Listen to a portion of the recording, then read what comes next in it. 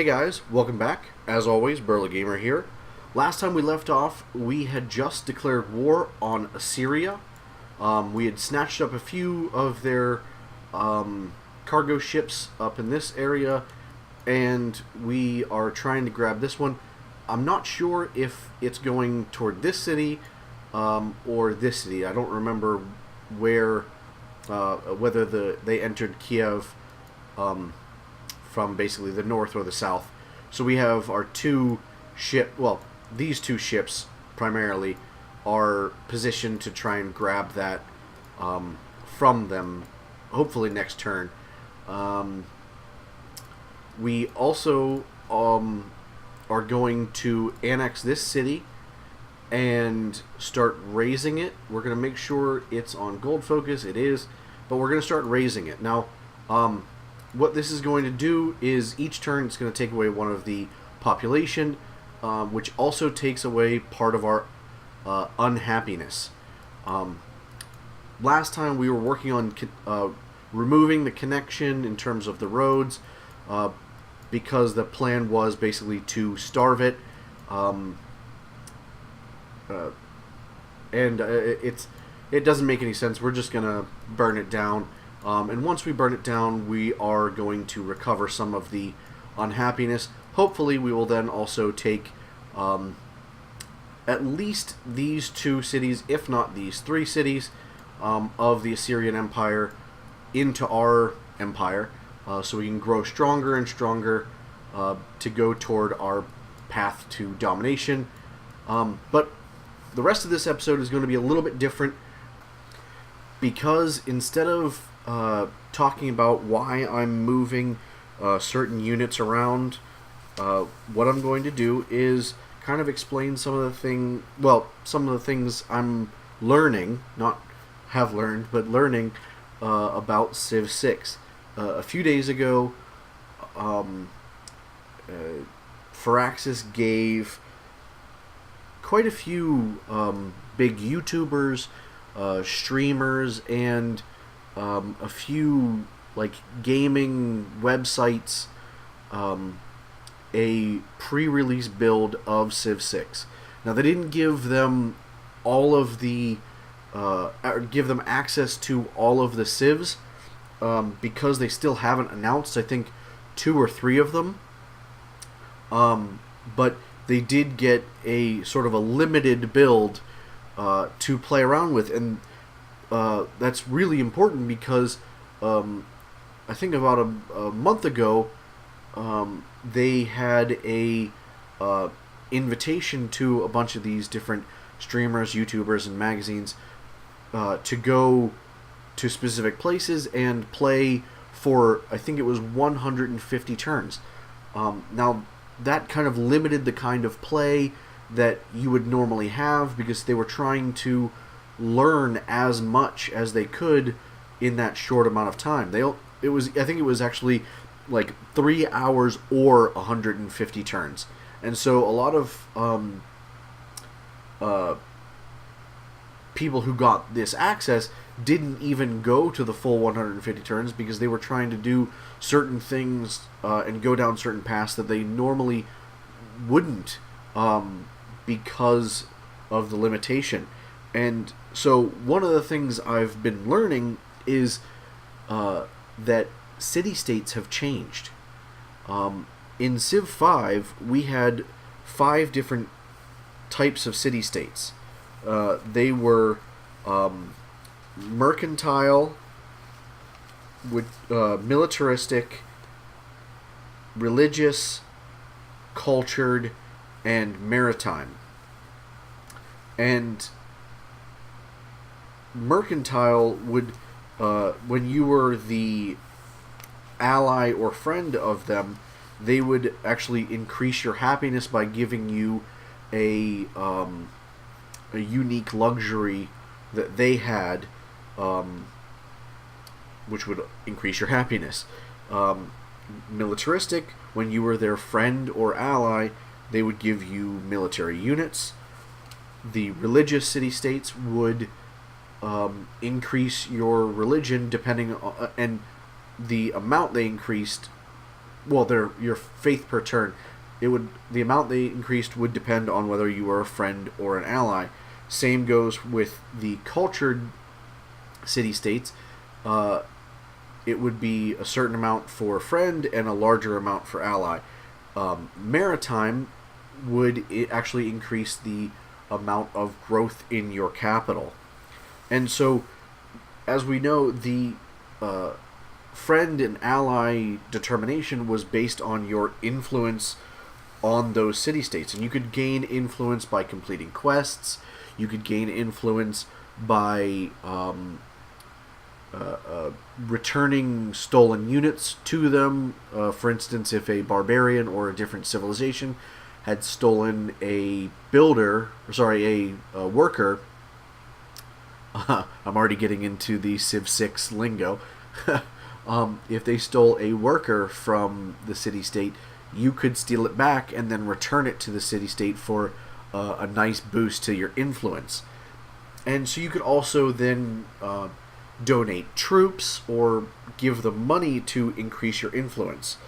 And that would then determine if you were the friend or ally. And the ally you would have to make sure you had the most influence with them to be their ally. So it kind of didn't have a cap, I think Kiev in this game at one point had 100 influence by Greece, which clearly if someone had only 60, in normal circumstances they would be the ally, but Greece having more makes them the ally. So the Civ 5 was not necessarily complex, but it wasn't as straightforward as the Civ 6 setup is seeming to be. In Civ 6, we will have some of those city-state types returning, and those being religion, cultured, and militaristic. But we also now have a trade type city-state, a industrial type city-state, and a scientific type city-state. And so with that, they obviously boost the areas that you would expect: trade, economy, industrial production, religion, faith, science, culture, and military, obviously. But so one of the big changes is how influence works. It isn't a number generated that then deteriorates like it does in Civ 5. It's based on an envoy system, and those envoys can be earned in a variety of different ways. One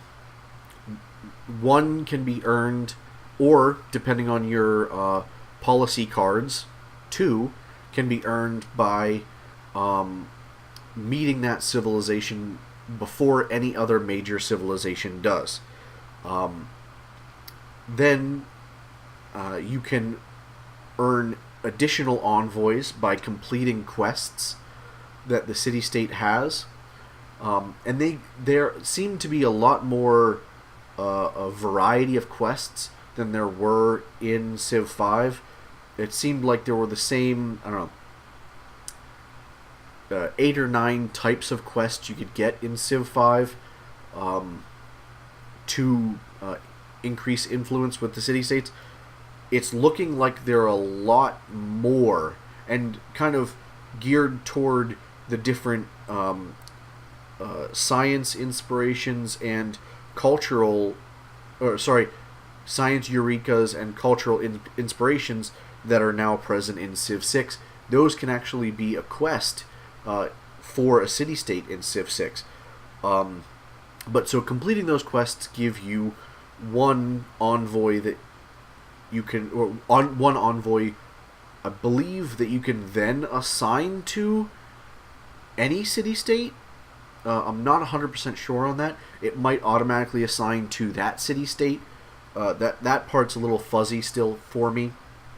But so, uh, and then you can also earn them by accumulating, I think it's called reputation points, that then grant you an envoy to send to any city-state you want. And that, I think, is done by policy cards. I think you may have a general amount that you accumulate per turn, possibly depending on culture. Not 100% sure how that works. Still learning what that could be. And so then the envoys, the way it breaks down is it's one envoy gives you the first benefit tier of those city-states. And then 3 envoys is the next tier to give you the next benefit. I don't think you get to have both benefits at 3 envoys. I think that comes whenever you are the suzerain, which is basically what they're calling the ally of the city-state. I think whenever you're the suzerain, you get the unique suzerain bonus and all of the benefits of the other tiers. I don't think without being the suzerain those tiers stack. I'm not 100% sure. But so then after 3 envoys, there is another tier being 6 envoys, and I think the minimum envoys you can have to be a suzerain, I think, is 6. It might be less. It might be the 3. I'm not 100% sure. It's looking like the 6 is what you need to be the suzerain, but then it falls into who has the most. So if you get 6 and then some other civilization starts working toward that city-state and they get up to 6, then you lose suzerain status and both of you are just at that 6 envoys benefit.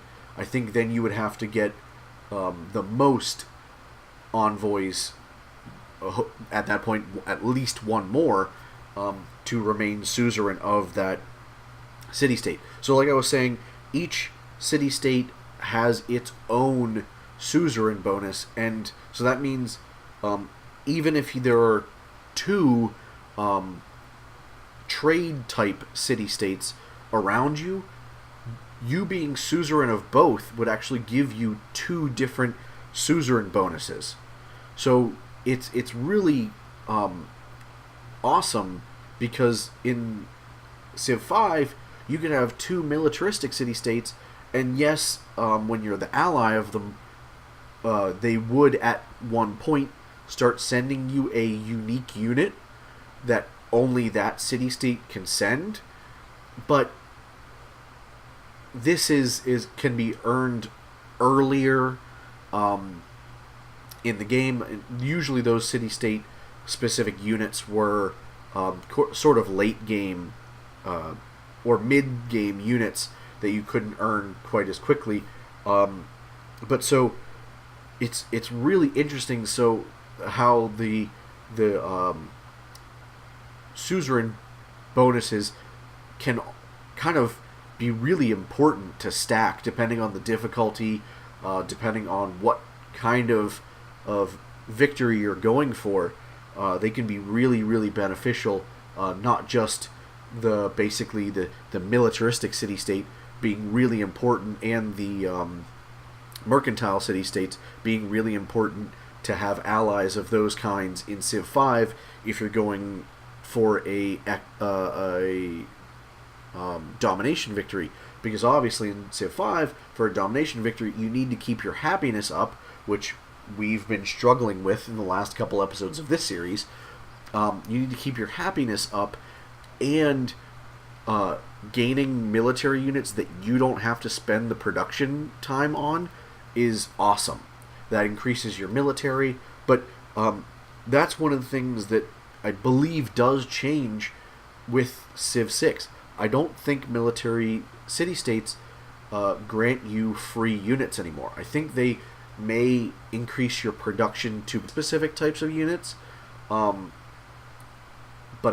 and or increasing the amount of experience you can earn with your military units. But I don't think that they actually just outright grant you free units anymore. But one of the major things that's introduced into Civ 6 that is not possible, well, not necessarily possible, but not present in the base game Civ 5, is the ability to levy a city-state's military. So once you're a suzerain of a city-state, let's say, for instance, like in this game, we had, I think it was Wittenberg, near the front of the Assyrians. If we were the suzerain, if this was Civ 6, of Wittenberg, we could actually levy their military, and for a certain amount of time, I think it's normally about 20 turns, for a certain amount of time we would have full control of all of the military units that they had when we levied their military. It's important to know that, because if they create more units, they don't immediately give you that unit for the remaining amount of time. So you can then levy their military, basically, in some cases, very likely doubling your military size and making you a much more formidable foe in war. And so that's a huge thing, and that's true for all the types of city-states, not just the militaristic city-states. You can levy a scientific or a cultural city-state's military and have them fight for you, and it's going to set up a whole new idea of military, because you won't necessarily have to be worried about losing those units, or even having a lot of damage done to those units. So you can kind of, depending on how much of how much you care about your suzerain city-state, you can levy their military and walk them right in on the front lines and have them absorb most of, if not all of, the hits, while then you take the city with your units, and have no damage or very little damage done to your units, and then just use them as sort of meat shields to help win battles that you wouldn't with only your units. So that's a huge change that I am absolutely in love with. I love the fact that you can be a suzerain of these city-states and levy them. And I don't think that's exclusive to just levying one city-state at a time, which is huge. You could double, triple, quadruple, or even more the size of your military if you have a decent amount of suzerain city-states, which is amazing. And I don't know how well they keep up in terms of upgrading to the newest technology. For instance, if they had a warrior, I don't know if they would be very good at upgrading it then to a swordsman and so on. I don't know how good the AI is in terms of that. But one of the other, I don't know necessarily major things that I've realized is quite a few city-states are the capitals of civilizations that were present in Civ 5. Things like Lisbon, which is the capital of Portugal, Jakarta, which is the capital of Indonesia, Stockholm, capital of Sweden, Carthage, capital of the Carthaginians, Seoul, capital of Korea, and Amsterdam, capital of the Netherlands. All those 6 civs were present. I don't think they were present in the original game for Civ 5, but they were add-ons in Civ 5 that very well could be potentially removed from the potential pool of civs that they add in the future. But they also had Hong Kong, which is a major city in China, and they do have China in. So I'm not sure how they're going to do that. But I am going to call it there. If you liked the video, don't forget to like and subscribe. My other videos are on screen. Links for my Facebook and Twitter accounts are in the description below. As always, thanks for watching, and I'll catch you in the next one.